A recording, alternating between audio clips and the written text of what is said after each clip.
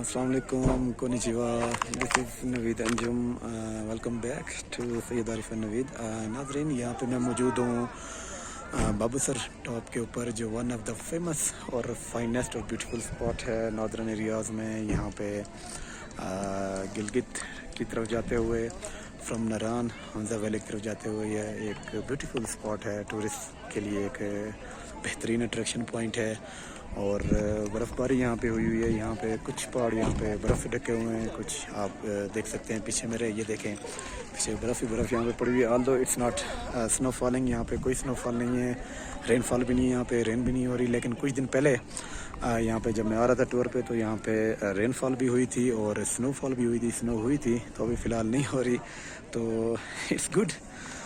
تو اس موسم کو ہم انجوائے کر رہے ہیں. پیچھے دیکھیں کافی سارے ٹورسٹ یہاں پہ آئے ہوئے ہیں موجود ہیں. یہاں پہ گاڑیوں پہ بھی آئے ہوئے ہیں اور دوسری جو ٹرانسپورٹ ہے وہ بھی کر کے آئے ہوئے ہیں.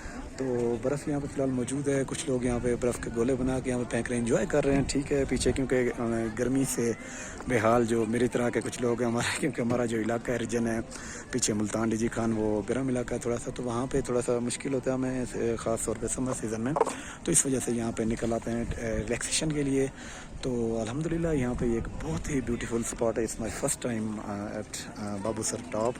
بڑا ہی فیمس پوائنٹ تھا یہاں پہ, بہت زیادہ سنتا تھا میں یہاں پہ کہ جی بابو سر ٹاپ اور نران کا گاند, اس کے بعد حمزہ ویلی. تو آج میں یہاں پہ دیکھ بھی چکا ہوں اس کو. ابھی میں جا کے برف میں انجوائے بھی کرنے لگا ہوں.